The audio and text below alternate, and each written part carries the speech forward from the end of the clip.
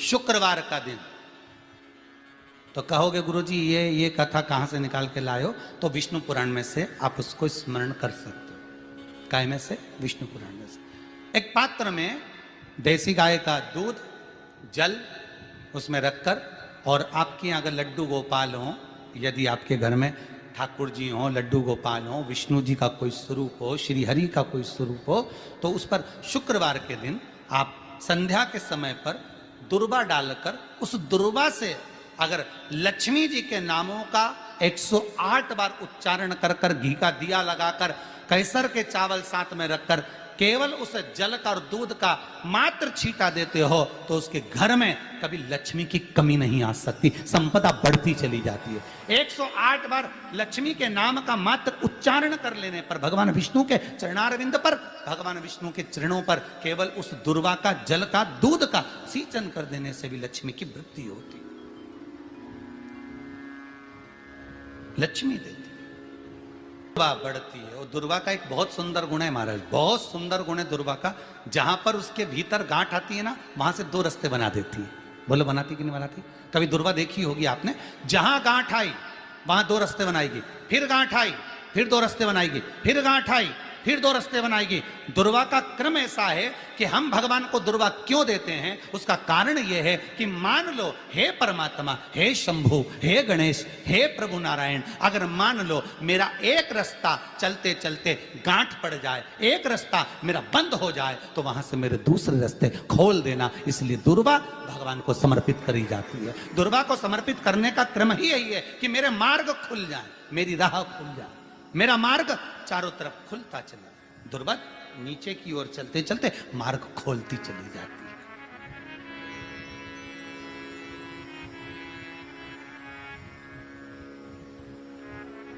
अमृत है ये, इसलिए नष्ट नहीं होती। तोड़ के रख लेना, प्रैक्टिकल करके जरूर देखना, सीवर वाला महाराज कहीं झूठ तो नहीं बोल रही है। तोड़ कर रखो दुर्वा को, बोरी में भर कर रखो, 4 साल 6 महीने 8 महीने बाद सूख जाए, बेकार हो जाए, उसके बाद भी उसको खेत में, बगीचे में कहीं ले जाकर पटक देना, 8-15 दिन पानी देना, देखो फिर वापस वही हरि की हरि होना, वही कहीं ना कहीं से स्फुटित होते फिर आगे बढ़ना चालू कर देगी। उसका तत्व है अमृत, वो अमर है, मरती नहीं, फिर चालू हो जाती। शिव कहते हैं यही अमरता है, यही अमरता है कि दुख आया तो मरने की नहीं सोचना है। तकलीफ आई, कष्ट आया, रोग आया, बीमारी आई, थोड़ा सा तकलीफ आ गई, थोड़ी बीमारी आ गई, थोड़ा दुख आ गया, तो ये मत सोचना मैं मरना है। नहीं नहीं नहीं, अभी तो और जीना है। तो किस लिए जीना है? कोई कहेगा इसको कहीं आसक्तियां होंगी, घर की, परिवार की, कुटुंब की, कबीले की, इसलिए जीना चाहती है, इसलिए जीना चाहता नहीं। आसक्ति एक रखना कि मैं जीना इसलिए चाहता हूं, मैं और जीना चाहती हूं, इसलिए चाहती हूं कि अब मैं भगवान का भजन करना चाहती हूं। अभी तक मैंने परिवार, कुटुंब, कबीले, संसार के लिए करा, अब जितनी जिंदगी दी उस मालिक ने, अब मैं उसका भजन करूं। दुर्वा भगवान विष्णु को चढ़े, दुर्वा गणेश जी को चढ़े, दुर्वा शिव जी को चढ़े, दुर्वा ब्रह्मा को चढ़े, दुर्वा इंद्र को चढ़े, दुर्वा पितरों को चढ़े। कितना सुंदर कहा है। जिसके घर में पितृदोष प्रबल होता है, बहुत प्रबल पितृदोष है, तो उसके घर के जहां पानी का मटका रखा था, पितृदोष मालूम है ना? पितृदोष का लक्षण क्या होता है? 1 रुपए कमाओ, 1.25 रुपए खर्च हो, समझ लेना पितृदोष। रात्रि को सो गए तुम, बड़े चक नींद आ गई तुमको, बहुत प्रेम से सो गए, सोने के 1.5 घंटे या 2 घंटे बाद तुम्हारी नींद खुल जाए और कम से कम आधे घंटे तक तुमको भूख लग रही हो, समझ लेना पितृदोष है। सोकर उठने के बाद में जैसे ही 1-2 घंटे की नींद हो गई और अचानक नींद खुल गई और तुम्हें भूख लग रही है, भूख लग रही है, प्यास लग रही है बहुत तेज, अभी सोए हो, 1.5 घंटा ही हुआ, 2 घंटा ही हुआ, भूख लगने लगी, बहुत तेज भूख लग रही है, समझ लेना पितृदोष। पितृ भूखे हैं, भोजन की याचना कर रहे हैं, भोजन की याचना। सोने के बाद तत्काल नींद खुले 2 घंटे के बाद, भूख लगे, उसका भी एक समय बताया है महाराज ब्रह्मवर्ता पुराण के अंतर्गत कि रात्रि को सोने के बाद में 1 घंटे की नींद हो जाए और उसके बाद में 2 घंटे के अंदर वापिस नींद खुल जाए और भूख लगने लगे तो समझ लो पितृ भूखे हैं, भोजन मांग रहे, अन्न मांग रहे, पितृ दोष है।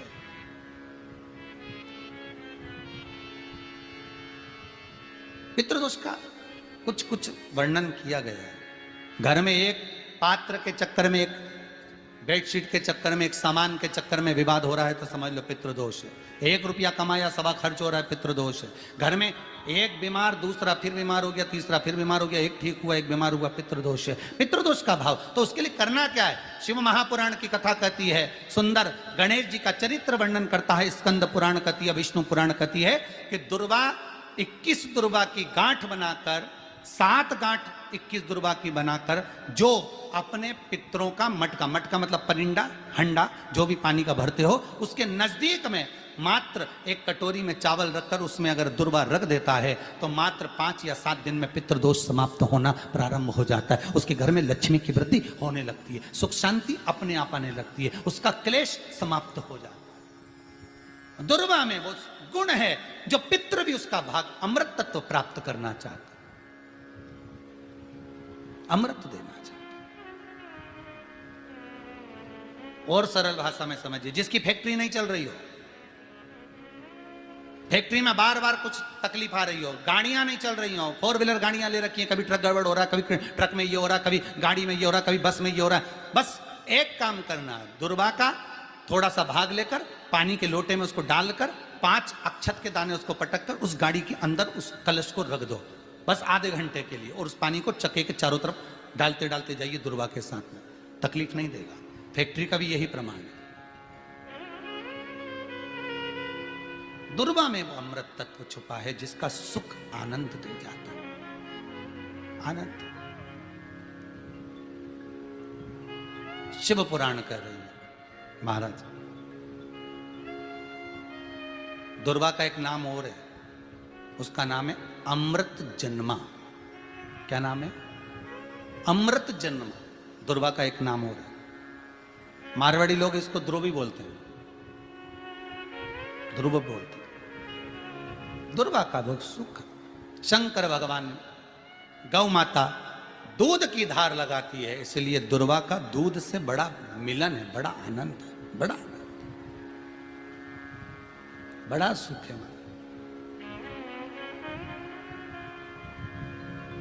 कोई भी ग्रह अनुकूल नहीं है, सब बेकार चल रहे हो, सब प्रतिकूल चल रहे हो, दूध के पात्र में दुर्वा डाल लो, पीपल के वृक्ष के नीचे चढ़ा कर आओ, राहु केतु शुक्र शनि जो भी गड़बड़ है सब सुधरना चालू हो जाता है। दुर्वा का वो सुख। जिस नदी में स्नान करो, तीर्थ में जाकर उस नदी के पास में कोई बगीचा लगा हो, वहां की दुर्वा को तोड़कर स्नान करते समय नदी में मात्र विसर्जन कर देने पर पितरों को पिंड पहुंच जाता है। मात्र उस दुर्वा का विसर्जन कर देने पर पितरों को पिंड का भाग मिल जाता है। अभी ना तो तुम्हारे पास में आटा है, ना तुम्हारे पास में चावल है, ना तुम्हारे पास में पिंड है, ना कोई तुम्हें संकल्प छुड़ा रहा है, ना कोई तुम्हारे पास में वस्तु है, उसके बाद भी पितरों को भाग मिल रहा है। काय से? केवल एक दुर्वा के तत्व से। स्नान करने से पहले पवित्र नदी में, गंगा यमुना नर्मदा सरयू आदि किसी पवित्र नदी में आप स्नान कर रहे हो, वहां के बगीचे में घूमकर आप जाते तो हो, पैदल ही नहाने जाते हो, तो घाट के आसपास में कोई बगीचा, वहां की दुर्वा तोड़ ली, एक दुर्वा नहाने से पहले अपने पूर्वजों पितरों के नाम से नदी में छोड़ दी। फूल तो छोड़ते ही हो, दिया भी छोड़ते हो, बस एक ही चीज नहीं छोड़ते, वो दुर्वा, और वो ही काम की, वही काम की। तुम कुछ छोड़ो ना छोड़ो, एक दुर्वा का भाग छोड़ दिया, वो पितरों के लिए होता, सुख प्रदान करने वाला। शिव पुराण कह रही है महाराज, देवताओं को अमृत कितनी बार मिला? 1 बार। दुर्वा को अमृत कितनी बार मिला? जम के बोलिए, 5 बार। कार्य सिद्धि के लिए 5 दुर्वा गणेश जी को चढ़ाई जाती है, आज भी नियम है।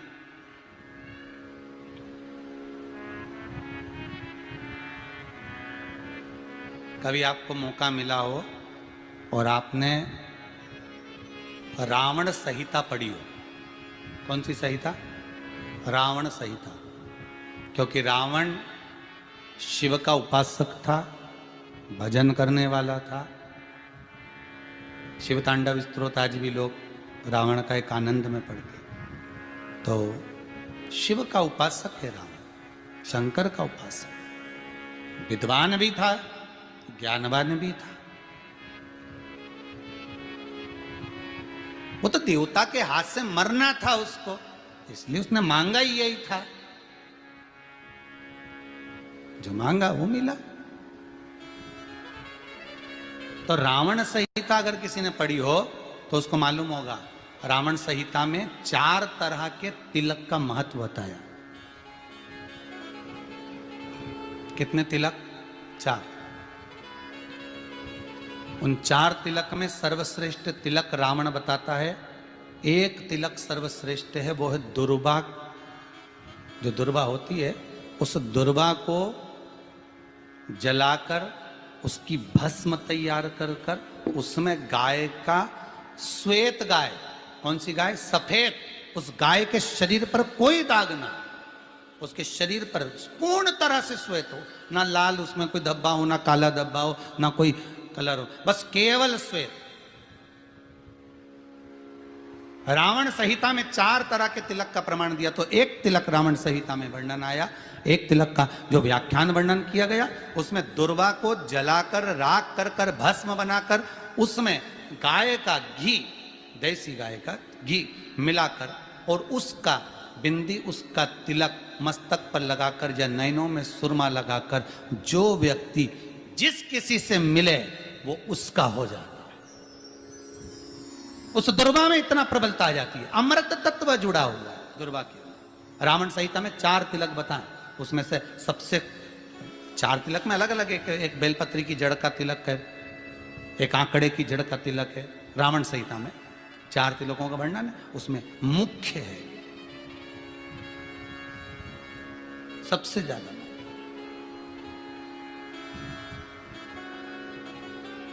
हम तो कहेंगे, अगर मान लो वैसे तो नौकरी करने जाओ, सर्विस करने जाओ तो आंख में काजल लगा कर जा नहीं सकते, नहीं तो लोग ही कह देंगे कहाँ से आया है। मालूम पड़े तुम नौकरी के लिए इंटरव्यू देने जाओ और आंखों में काजल लगा के चले जाओ, तो फिर भी एक प्रयास करना, फिर भी एक प्रयास करना। उस दुर्वा का जो काजल बनाओ, मूछे हो, दाढ़ी हो, कहीं कहीं पर भी उसकी एक बिंदी लगा कर चले जाओ, वो असर करेगी और आपको वो जॉब मिल ही जाएगा, ये पक्का है। उसमें आकर्षण होता है। दुर्वा आकर्षण का केंद्र करती है। आपको कभी आपके नयनों में दर्द हो रहा हो, जलन हो रही हो, तो आप दुर्वा, हरी भरी दुर्वा हो, वहां थोड़ी देर चलने का प्रयास करिएगा, आपके नेत्रों का विकार समाप्त हो जाएगा। दुर्वा में वो एक सुख है, वो अमृत छुपा हुआ, और एक बार का अमृत नहीं, 5 बार का अमृत दुर्वा के अंतर्गत।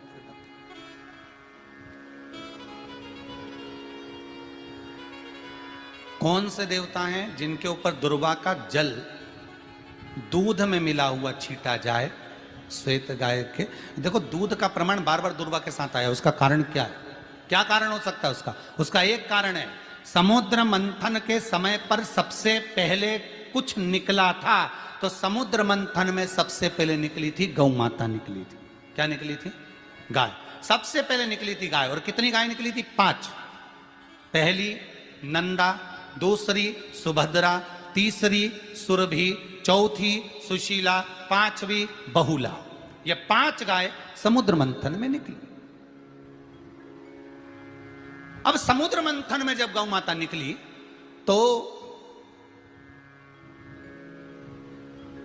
सारे 33 कोटि देवता मंथन में जो लगे हुए थे, उन मंथन को करते करते देवता थक चुके थे।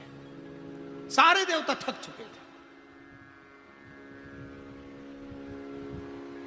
बहुला सुरभि और सुशीला से बोली, सुभद्रा से बोली, नंदा से बोली, अपना काम है, एक काम करो, अपन आप रूप दूध की धार बहाना प्रारंभ करो।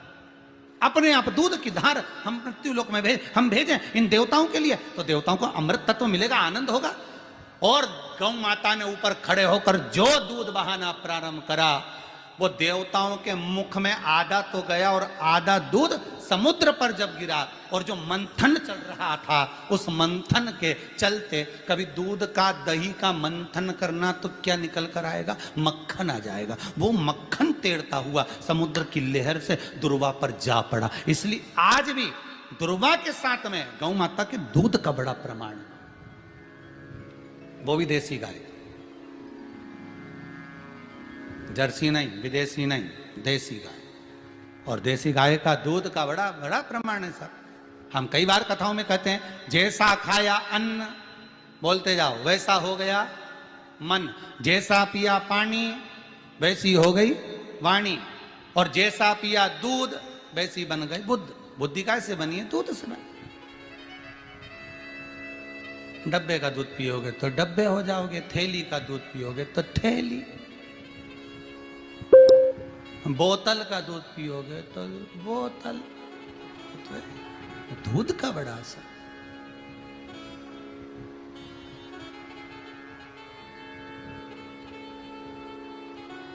गौ माता के दूध का पान। कहा एक पात्र में जल और दूध ले लीजिए, शुक्रवार का दिन। तो कहोगे गुरुजी ये कथा कहां से निकाल के लाए हो? तो विष्णु पुराण में से आप उसको स्मरण कर सकते हो। काय में से? विष्णु पुराण में से। एक पात्र में देसी गाय का दूध, जल उसमें रखकर, और आपके अगर लड्डू गोपाल हो, यदि आपके घर में ठाकुर जी हो, लड्डू गोपाल हो, विष्णु जी का कोई स्वरूप हो, श्री हरि का कोई स्वरूप हो, तो उस पर शुक्रवार के दिन आप संध्या के समय पर दुर्वा डालकर, उस दुर्वा से अगर लक्ष्मी जी के नामों का 108 बार उच्चारण कर कर, घी का दिया लगाकर, कैसर के चावल साथ में रखकर, केवल उस जल का और दूध का मात्र छींटा देते हो, तो उसके घर में कभी लक्ष्मी की कमी नहीं आ सकती, संपदा बढ़ती चली जाती है। 108 बार लक्ष्मी के नाम का मात्र उच्चारण कर लेने पर, भगवान विष्णु के चरणारविंद पर, भगवान विष्णु के चरणों पर केवल उस दुर्वा का जल का दूध का सींचन कर देने से भी लक्ष्मी की वृद्धि होती है। जैसे व्यक्ति का कोई काम नहीं हो रहा, बहुत दिन से लगे, बहुत समय से लगे, ये काम हो ही नहीं रहा, तो शंकर जी का नाम को उल्टा कर कर जपना चालू कर दो, नमः शिवाय ओम। आपको लगे कि आपके घर में शांति बिल्कुल नहीं है, क्लेश बहुत ज्यादा है, बहुत ज्यादा तकलीफ, हमारे घर में कुछ न कुछ जरा सी बात पर विवाद होता ही है, तो प्रयास करिएगा कि आप काली तिल थोड़ी सी, एक काली मिर्ची और 7 लौंग, क्या क्या तिल चीजें हैं, काली तिल, काली मिर्ची, 7 लौंग, केवल ये हथेली में रखकर अपना नाम और गोत्र बोलकर अपने दरवाजे से बाहर निकलकर किसी भी शंकर के मंदिर को समर्पित करिए। शिव पे नहीं चढ़ाने दें तो शंकर की चौखट पर रखें। महाराज घर में कभी क्लेश नहीं होगा, बिल्कुल शांति। और शुक्रवार के दिन माता लक्ष्मी के लिए अग्नि में आहुति दीजिए। महाराज शाम के समय पर सूर्यास्त के पहले शिव महापुराण की कथा कहती है, अग्नि पुराण कहती है, नर्मदा पुराण कहती है, लिंग पुराण कहती है कि बेलपत्री के वृक्ष के नीचे वो भी जाने तो यहां तक वर्णन किया शिव महापुराण में तो, कि बेलपत्री का जो फल होता ना, बेल फल जो होता है, कहते हैं अगर किसी व्यक्ति के यहाँ लक्ष्मी की कमी होती है, संपदा की कमी होती है, जिसके यहाँ पैसा नहीं आता, धन नहीं आता, तो बेल का जो फल होता है, बेलपत्री का जो फल होता है, उस फल के गूदे को, बेलपत्री के फल का गुर्दा निकाल लो, सुखा लो, गाय के घी में उसको डुबो लो, और शुक्रवार के दिन माता लक्ष्मी के लिए अग्नि में आहुति दीजिए। महाराज शाम के समय पर सूर्यास्त के पहले ये जो आहुतियां हम बेले के गुर्दे के फल की गाय के घी में डुबोकर माता लक्ष्मी और भगवान विष्णु के नाम से देते हैं महाराज। 2 या 3 शुक्रवार करोगे, लक्ष्मी की कभी कमी नहीं आती, संपदा बढ़ती है। एक प्रयोग और कर देखना, कभी अगर मौका मिले आपको तो प्रयोग कर देखिए। लिंग पुराण के अंदर लिखा हुआ है, शिव पुराण में, लिंग पुराण में और स्कंद पुराण में कहा गया है कि अगर किसी ने बेले के फल का अगर थोड़ा सा भी गुर्दा पाया है, बेले के फल को खाया हो या बेल का रस पिया हो या बेल के फल का जूस पिया हो, अगर वो व्यक्ति का अनायास किसी कारणवश प्राण भी छूट गए हो, तो शिव महापुराण की कथा कहती है कि 27 दिन तक वो बेल के फल का रस उसके नस नस में रहता है, तो उस व्यक्ति को यम नहीं छूते, वो कैलाश पर निवास करता है। मर भी जाता है तो अधोगति में नहीं पड़ता, नरक नहीं भोगता, वो बैकुंठ पद का कामी हो, बैकुंठ का निवासी।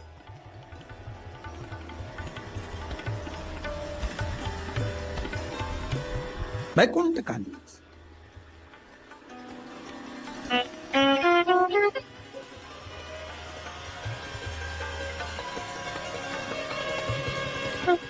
ये जो शिव जी को चढ़ती बेलपत्री हुई, शमी पत्र हुआ, मदार का पुष्प, आंकड़े का जो पुष्प हुआ, ये सब साधारण नहीं है। साथ शंकर का एक एक गुण तत्व ग्रहण करने वाले, शंकर का अनुमोदन करने वाले, शिव को एक एक वस्तु जो चढ़ने वाली साधारण नहीं।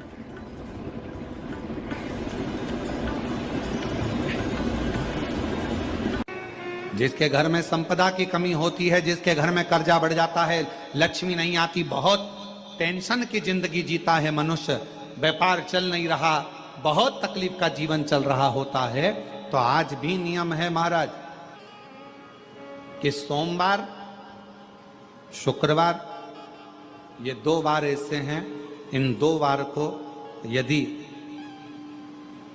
कटोरी में थोड़ा सा शहद रखकर, मधु रखकर यदि लक्ष्मी जी का स्मरण किया जाए और माता लक्ष्मी जी का स्मरण कर कर एक लाल पुष्प उस कटोरी के सम्मुख में माता लक्ष्मी का नाम लेकर रखा जाए और बाद में वही शहद, वही मधु और वही पुष्प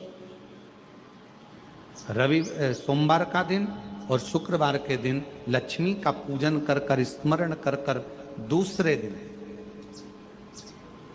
शुक्रवार के दिन पूजन करें, शनिवार के दिन उस मधु का, उस पुष्प का विसर्जन करें, सोमवार के दिन पूजन करें लक्ष्मी जी का स्मरण कर कर, और मंगलवार के दिन अगर विसर्जन करें, 5 या 7 सोमवार या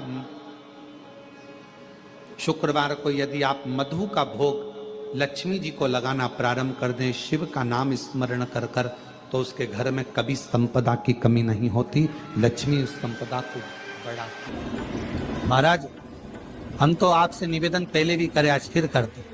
मान लो आपको ऐसा लगता है कि घर में बीमारियां ज्यादा घेर रही है, तो एक बेल का टुकड़ा, बेले का फल का एक टुकड़ा अपने ही घर में कहीं पर भी कटोरी में रख दीजिए, शिव का स्मरण, सुख प्रदान करेगा। अगर थोड़ा बहुत रोग आ भी गया निकल जाएगा, पर बड़ी बीमारी में कोई फंस नहीं पाएगा, ज्यादा जनहानि नहीं हो, तकलीफ नहीं भोगता। शिव को प्रिय है। फिर वही स्कंद पुराण का संवाद आगे, बेल पत्री के वृक्ष की जो जड़ होती है, उस जड़ के अंदर 33 कोटि देवताओं का निवास होता है। 68 करोड़ तीर्थ बेलपत्री के पेड़ के नीचे रहते हैं। 68 करोड़ तीर्थ मात्र बेलपत्री की छांव में, बेलपत्री के नीचे विराजमान होते हैं। अगर आपके मन में कभी कभी भाव उत्पन्न हो जाए ना कि मेरे को कहीं तीर्थ करने जाना है और अभी मौका नहीं मिल रहा, तीर्थ जाने का, अभी तो लॉकडाउन चल रहा है और अभी सब दूर बीमारी फैली हुई है, कहीं नहीं जा सकते, तो जब लॉकडाउन हट जाए, बीमारी समाप्त हो जाए और तीर्थ जाने का मन करे, तो किसी बेलपत्री के पेड़ के नीचे 5 मिनट जाकर बैठ जाए।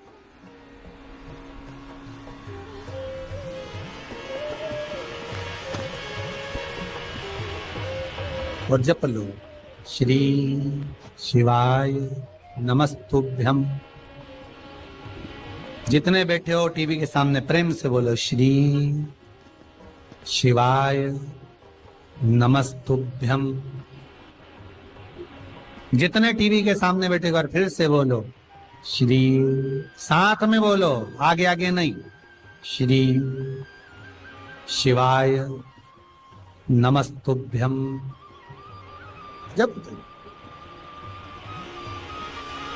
जब तुम्हारा मन करे मुझे चारों धाम जाना है, जब तुम्हारा मन करे कि मुझे काशी जाना है, जब तुम्हारा मन करे मुझे उज्जैनी जाना है, जब तुम्हारा मन करे कि मुझे ओमकारेश्वर, मुझे सोमनाथ जाना है, भीमा शंकर, बैद्यनाथ, मल्लिकार्जुन जाना है, केदारेश्वर जाना है, बस नागेश्वर जाना है, थोड़ी देर के लिए बेलपत्री के पेड़ के नीचे जाकर भी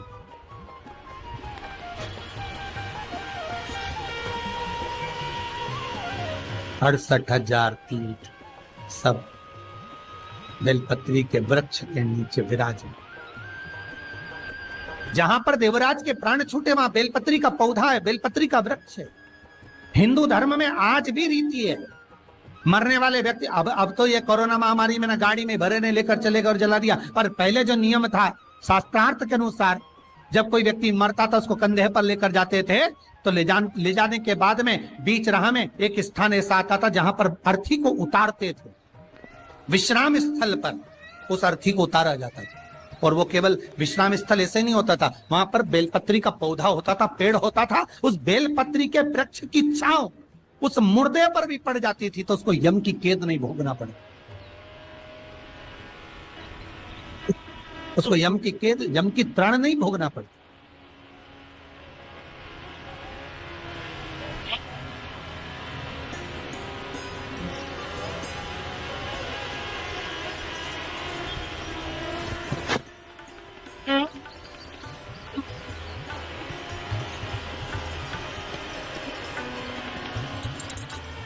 इसलिए उस बेलपत्री के पौधे के नीचे उसको विश्राम दिया जाता है।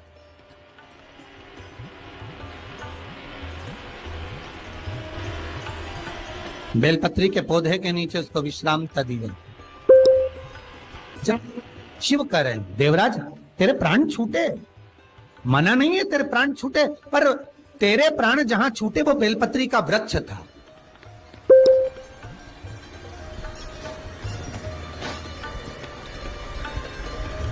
और अब तुझे यहां नहीं रहना है, अब तुझे कैलाश पर रहना है। तो कैलाश पर क्यों? शंकर भगवान बोलते हैं ये मृत्यु लोक जो है ना, पृथ्वी, ये भूमि जो है ना, ये मेरी निवास स्थली है, ये मेरा घर है। इसलिए शंकर भगवान ने, भगवान विष्णु ने जब कहा था, भगवान विष्णु जब शंकर भगवान से बोले कि मैं आपसे मिलने आना चाहता हूं, तब शंकर भगवान बोले आ जाओ। तो भगवान विष्णु पृथ्वी से एक हाथ ऊपर पांव रखकर चल रहे थे। तो शंकर जी ने पूछा तुम पांव जमीन पर क्यों नहीं रखते, पृथ्वी पर रखो। शिव जी मैं पांव पृथ्वी पर नहीं रख, क्यों? नहीं नहीं नहीं नहीं, मैं पांव पृथ्वी पर नहीं रख सकता। आखिर क्यों? शंकर भगवान से भगवान विष्णु कहते हैं पूरी पृथ्वी पर छोटे छोटे कंकर नजर आते हैं, हर कंकर में मुझे शंकर नजर आते हैं। जब कंकर में शंकर दिखेगा तो मैं पृथ्वी पर पांव कैसे रख सकता हूं? शिव जी बोले, भाई नारायण भगवान विष्णु से बोले, है नारायण अगर आप इतनी दूरी बनाकर रखेंगे तो फिर हमारे करीब में कौन आएगा? हम चाहते हैं कि आप हमसे मिलकर रहें, हम आपसे एक क्षण की दूरी सहन नहीं कर सकते। आप हमसे चिपक जाएं, लपट जाएं, आप हमसे रम जाएं, हम आप में रम जाएं।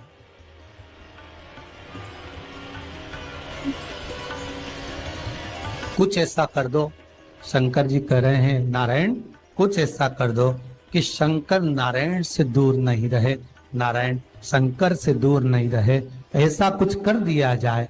तब भगवान शिव ने भगवान विष्णु से कहा एक काम हो सकता है कि आप सांप बन जाओ। भगवान विष्णु ने पूछा मैं सांप बन जाऊं क्यों? शंकर भगवान कहते हैं सांप बन जाओगे तो मैं गले में आपको डालकर रखूंगा, आप मुझसे चिपके रहोगे, मैं आपसे चिपका रहूंगा, आप मुझसे लगे रहेंगे, मैं आपसे लगा रहूंगा, दूरी नहीं रहेगी एक क्षण की भी। और भगवान विष्णु सर्प बन गए, भगवान विष्णु सांप बन गए।